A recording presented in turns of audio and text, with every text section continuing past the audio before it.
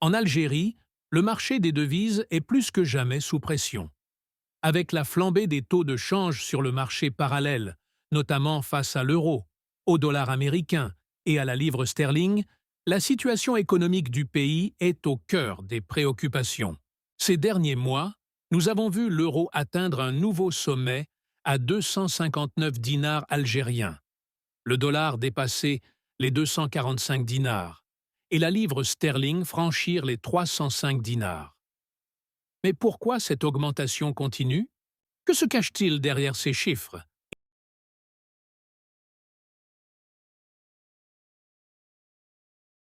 Face à cette inflation des devises sur le marché parallèle, la Banque d'Algérie a réagi en introduisant de nouvelles mesures concernant l'exportation des devises.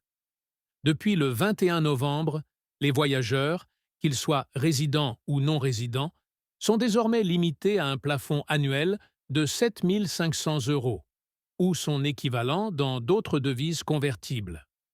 Cette limitation remplace l'ancien système où chaque voyageur pouvait emporter 7 500 euros par voyage, tant qu'ils avaient effectué un prélèvement depuis un compte en devises et obtenu un avis de débit bancaire. En outre, pour toute exportation supérieure au seuil de déclaration, une présentation d'un avis de débit bancaire est désormais exigée. La Banque d'Algérie a également introduit des exceptions. Si vous devez exporter plus de 7 500 euros, vous devrez demander une autorisation de change spécifique auprès de la Banque d'Algérie.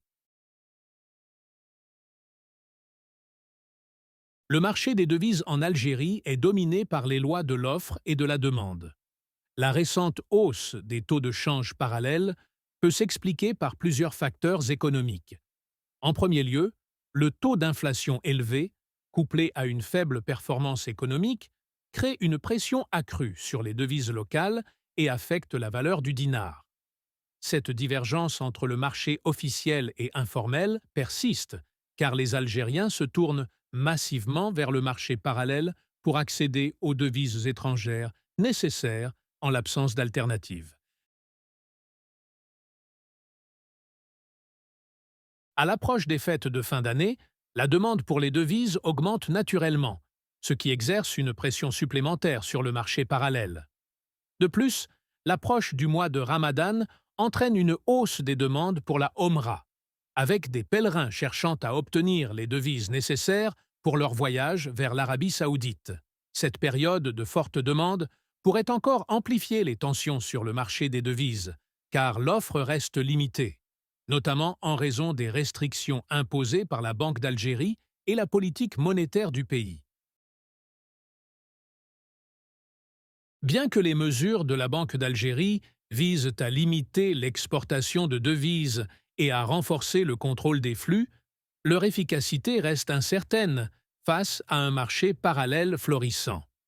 En effet, tant que la demande pour les devises restera forte, surtout durant les périodes de vacances et avant le Ramadan, les taux sur le marché informel continueront probablement à augmenter. Ce phénomène est directement lié à la loi de l'offre et de la demande. La demande reste soutenue par des facteurs saisonniers et économiques, tandis que l'offre, en dépit des tentatives de régulation par la Banque d'Algérie, reste insuffisante. Par conséquent, le marché des devises devrait continuer à obéir à cette dynamique, avec des hausses des taux parallèles qui pourraient durer encore plusieurs mois.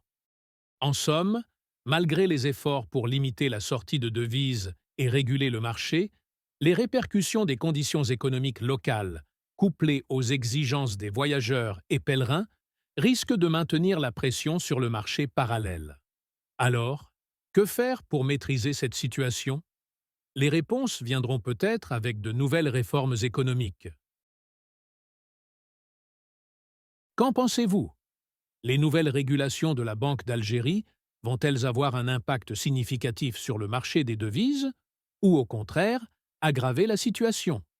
Partagez vos avis dans les commentaires et n'oubliez pas de vous abonner pour plus d'analyses économiques sur l'Algérie.